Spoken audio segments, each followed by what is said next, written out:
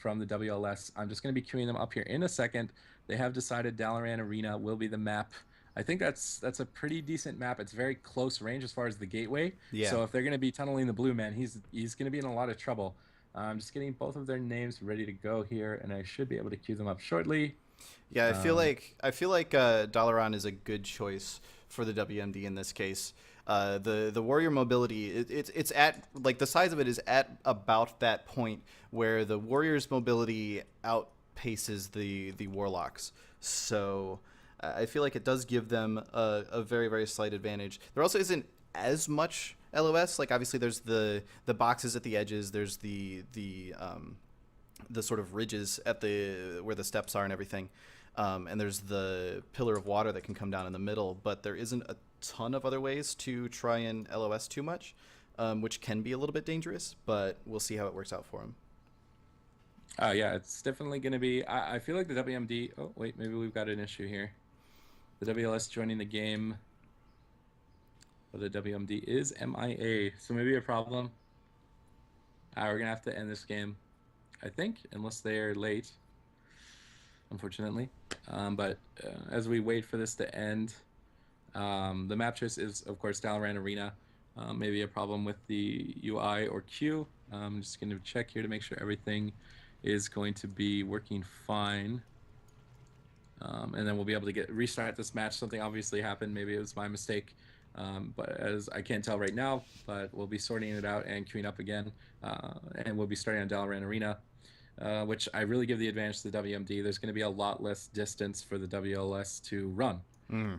There's going to be the gateway basically almost useless unless Dogfish is able to get that long gateway box to box, which is very easy to stun lock and interrupt due to proximity to the warrior. Yeah, for sure. The warrior basically just charges out of or runs out of the gate, and you can get a charge right away, and that'll be able to stop that. It just takes too long to get over to the boxes and try to put that gateway down.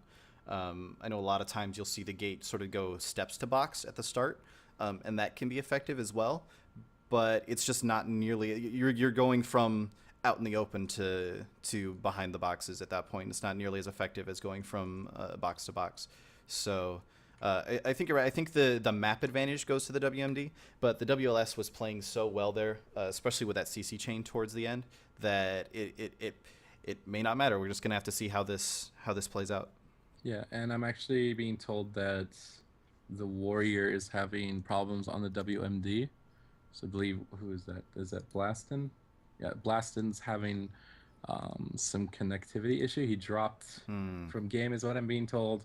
So we're gonna have to wait, see if they can resolve this. Hopefully they can resolve this. Yeah, I'd really like to see them play again on a different map. yeah, for sure. Yeah. So again, we're gonna have to wait. I don't know what you want to talk about. Sorry. Sorry. I was just gonna say, like, we have had a couple of disconnects today, but fortunately they've been like outside of the actual games, so that's fortunate. I don't believe that he was having, or at least it didn't look like he was having connection issues in the game itself. So that's pretty fortunate that they've been happening. Like, there's always going to be connection issues just because of the way the internet works. It's unfortunate. It's just a fact of life. But we've been fortunate today that they've been happening outside of matches at the very least. Yeah, and I'm actually getting messages from Vitamin's team that they're going to wait 3 minutes. If he's not able to reconnect, they're going to be forfeiting themselves. They're accepting to forfeit due to the connectivity issues, obviously. That's what I'm receiving from Vitamin and his team. So Okay. we're going to just give them a couple minutes, not too long, not a lot of waiting. It's nice to go game to game to game, keep the action rolling. So it's unfortunate, obviously, to have to accept a forfeit like that.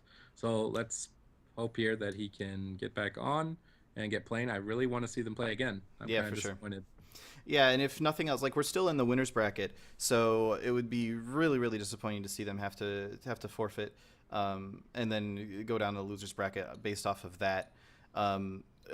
We may still. I'm not actually sure how the tournament rules would work there if they forfeit this match, if they're then out of the tournament, or if they just go down to the losers bracket where they would be facing off against Halinka plays Lock Shaman. I think they'd be going to the losers They'd bracket just be unless going to they the losers choose to bracket. Okay. forfeit. Unless they choose to forfeit completely, I Okay. think I wouldn't want to. I'd imagine they're gonna Yeah, try for to fix sure. their problem, but it's nice of them to let us continue moving on. Obviously, it's nice of them to do that. Um, it's really unfortunate. That was an exciting game. It was nice to see both teams back and forth, rallying cry forced and ice block forced on the other side, and just seeing how it kind of went out. We're just gonna be waiting 2 more minutes. Let's hope he can get back in here. I want to see this WMD play again. Hopefully, he can fix his connectivity problem because I want to see more Warrior PvP. I like watching Warriors fight Warriors. I like watching things get smashed. It's fun. So let's hope they can connect back here shortly. And in the meantime, we've moved 3 series throughout this tournament already. And we're in the 4th one right now to decide our winners bracket and our losers bracket. If the WMD does end up forfeiting, they will be moving to the losers bracket to fight against Halinka Plays Lock Shaman. And hopefully they'll be able to fix their problems at that point. Okay, we are going to be moving on. So we're going to be moving on to the first round of the losers bracket or winners bracket. I'm not sure. Um, I think from what the tournament admins were saying earlier, it can be either. So it's mostly just a matter of who's set and ready to go at this exact moment. I think there was a bit of an issue with Frideris and Regai having to do what they were doing to be able to play. So I imagine that we should do the winners bracket first to give them time to set up. So we'll be moving on to Min Poike's team. Welcome to EU, Walrix and Zeepai, of course, against Waiting for Dampening, Knees, Hynix, and Miro. And this is definitely the highlight game for me. I'm just going to make sure that they're ready. Yep. We'll go ahead and take a minute here real quick. I'm going to play this teaser, and we will be right back.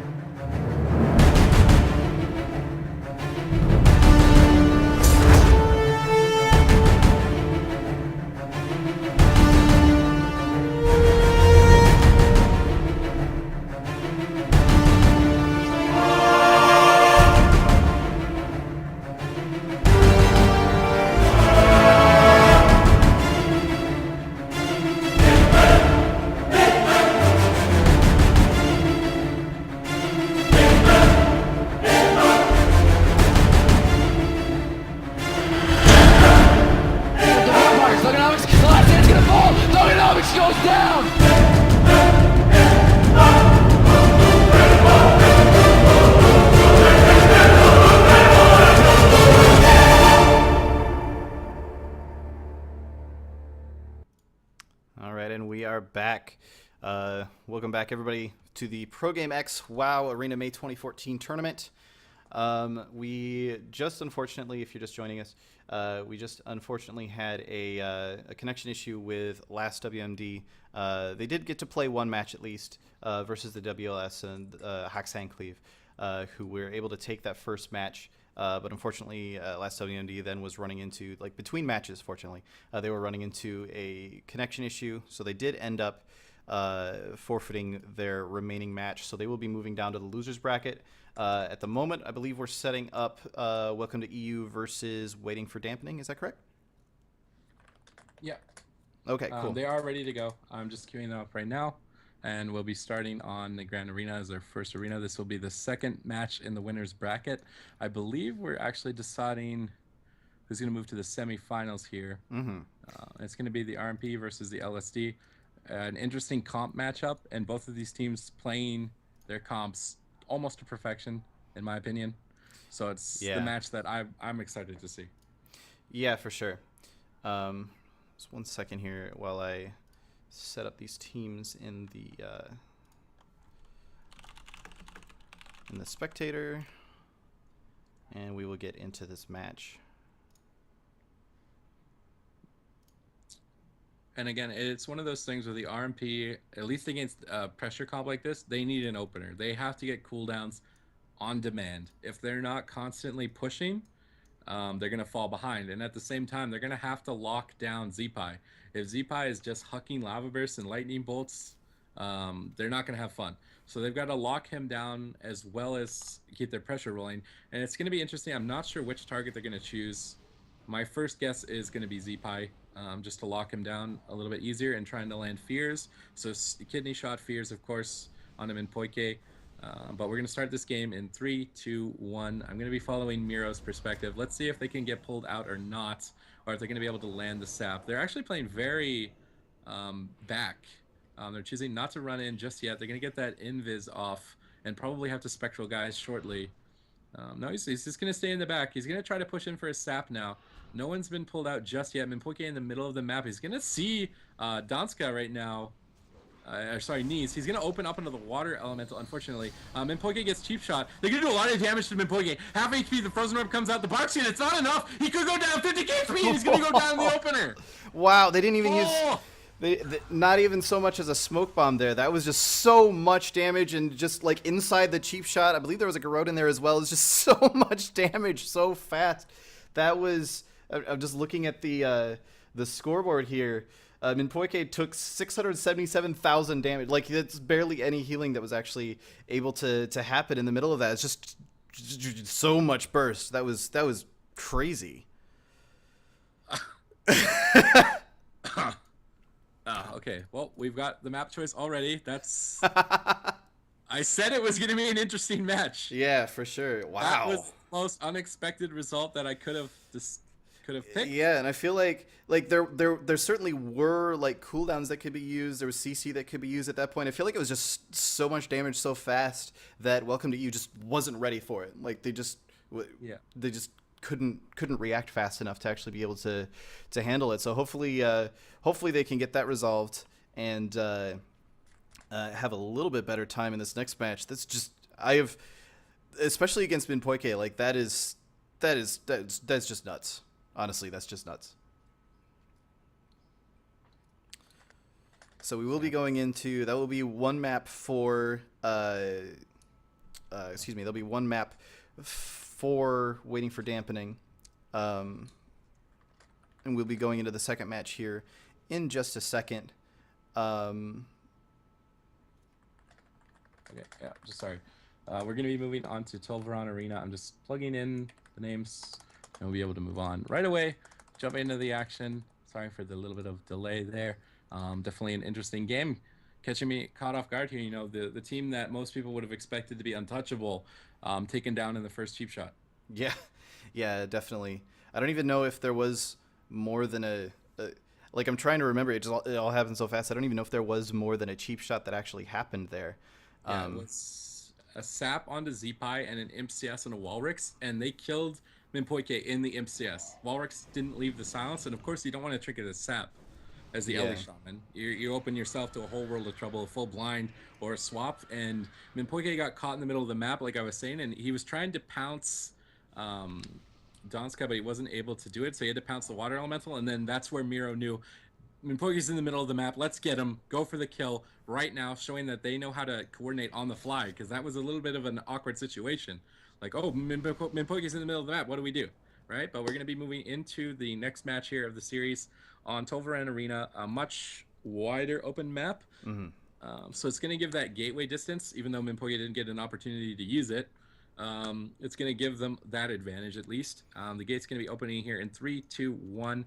And again, I'm going to be following Miro because, as you can see, the game can be decided in the opener. So let's see if they can land that amount of cross CC and execute the amount of burst that they did. And again, they're choosing to play very defensive, which I agree with. If they get pulled out, the opener is gone.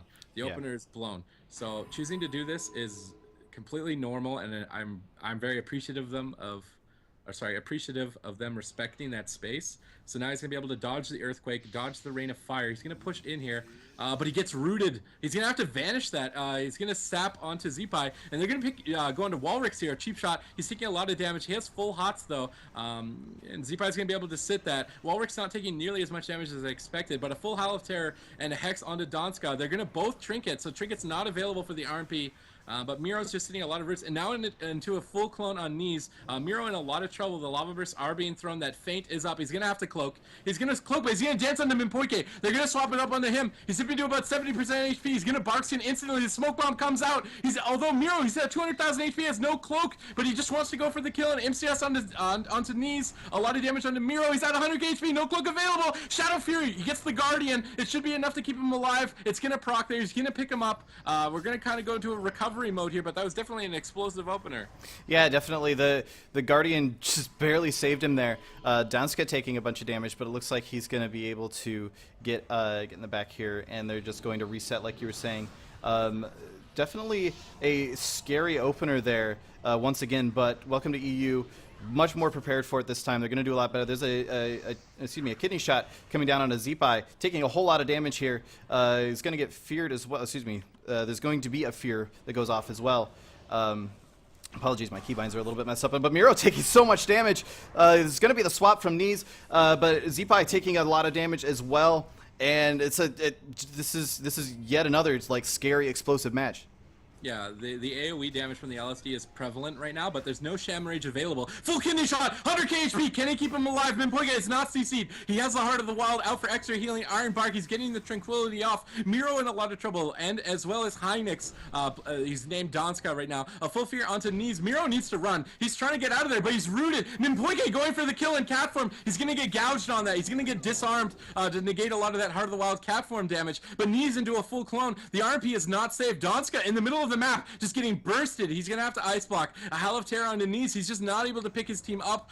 The crowd control is just really starting to sink in here now. But I think we're gonna see a little point of recovery here. The feathers are coming out from knees. He's actually gonna push in here. He gets MCS, but he gets the fear onto Walrix. Not exactly where he would want to get the fear, but a full hex onto Hynix. He's gonna have to sit that there's no decurse on his team. Miro, he's got the flame shock on him. A Shadow Fury though, a double Shadow Fury into Hell of Terror potentially. He's gonna get Nova'd on it. He's not gonna be able to get in range in time to land the Hell of Terror, but the fears are coming out. Shadow Dance is blown. Miro's going to be doing a lot of damage to Walrix here. He's incredibly low. MCS onto Mimpoike. Walrix is going to trigger that. I believe he's going to use healing cooldowns. No, he's choosing to sit on them. I really feel like he needs to use them. 200k HP, but Mimpoike is not CC'd, and a full clone onto Miro. It's going to secure Walrix's life, and now Hynix is on the run. Yeah, looking at the timing here real quick, we're only at 3.5 minutes into this, so dampening is still a good ways out.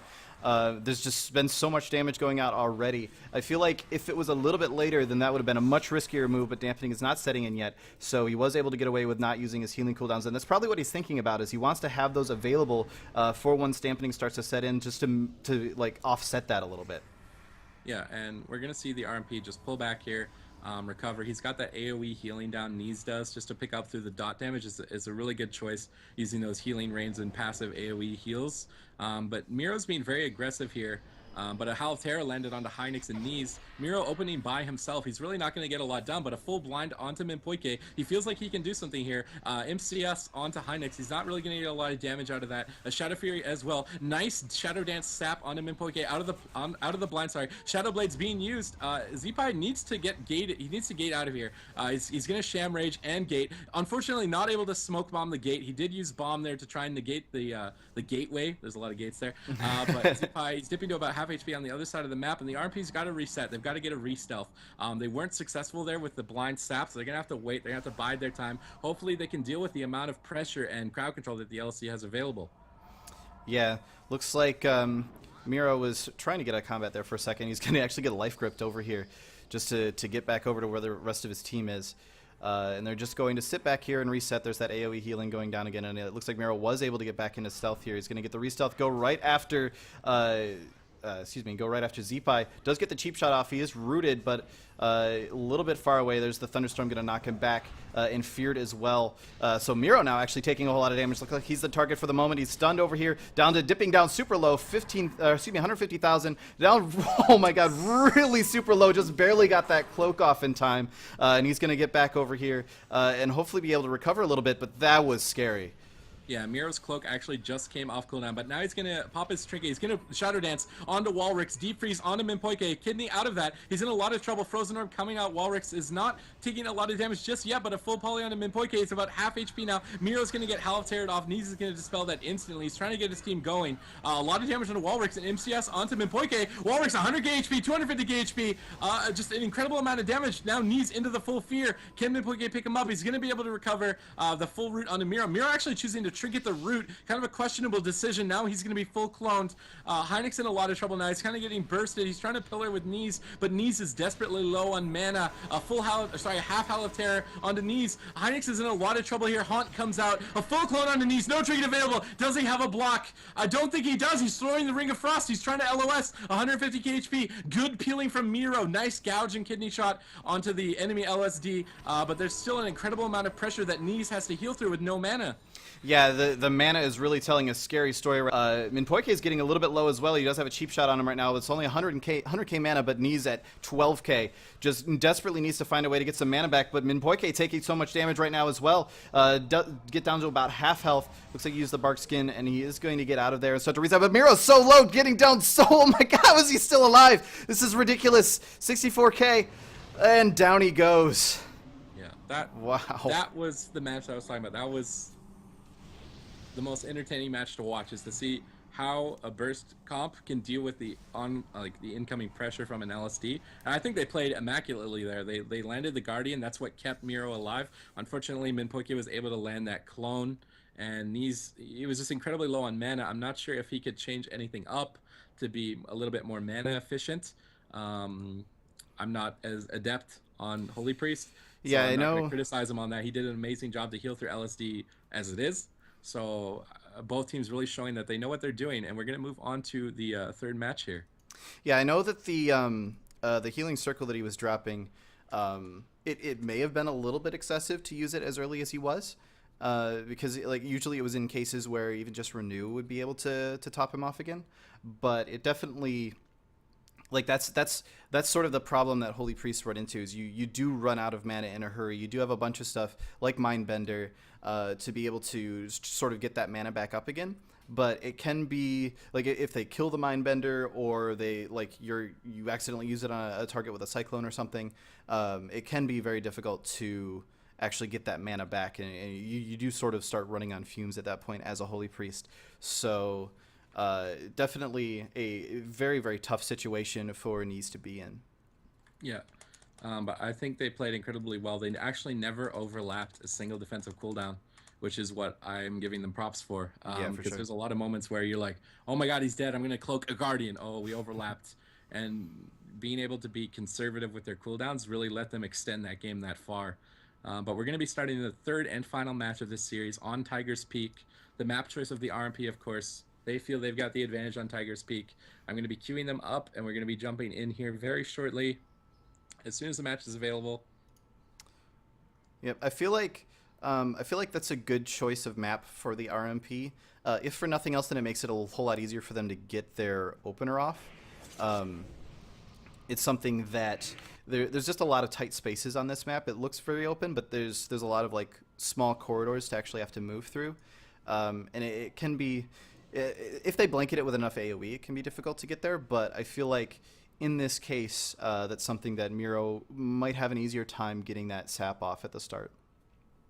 Yeah, I agree with you on the opener part, but again, the gateway distance is very long on Tiger's Peak if Walrix is able to get that gateway statue to statue.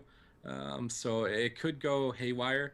There's a lot more open space, which I feel like favors LSD as far as the RMP playing defensively. If they're in the open whatsoever, you can see them explode.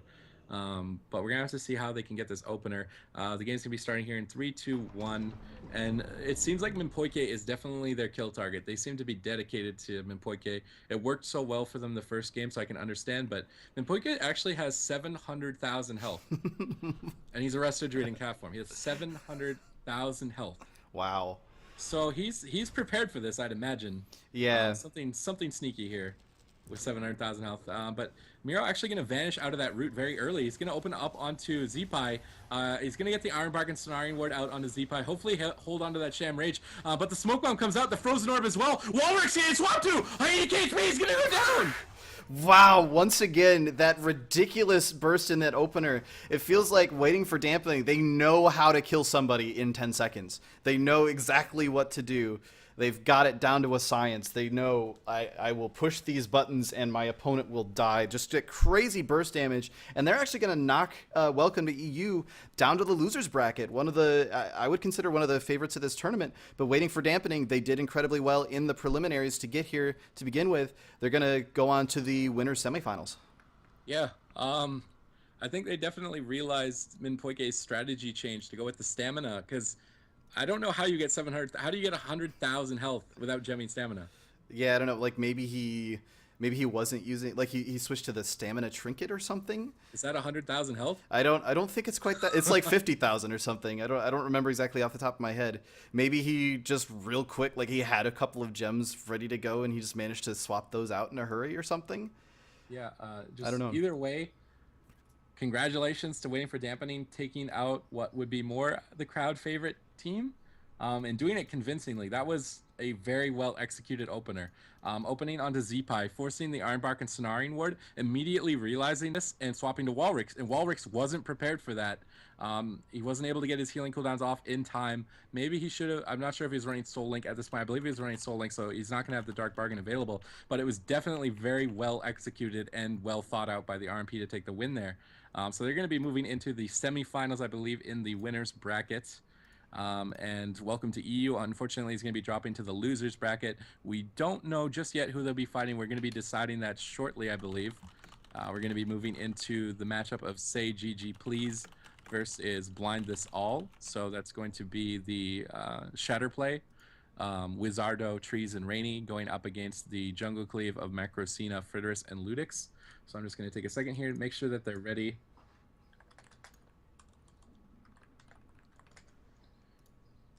Uno momento, please. Okay.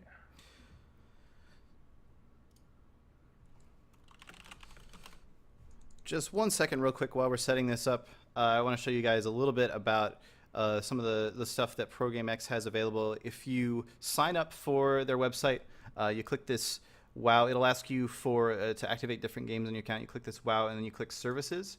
There's actually several services that are available here. So in this case, the coaching is currently sold out, but it's normally free and it will be available again at some point. This is some coaching that you can actually get. You can find all sorts of like news, events, streams, etc. right here on this website. So definitely check this site out.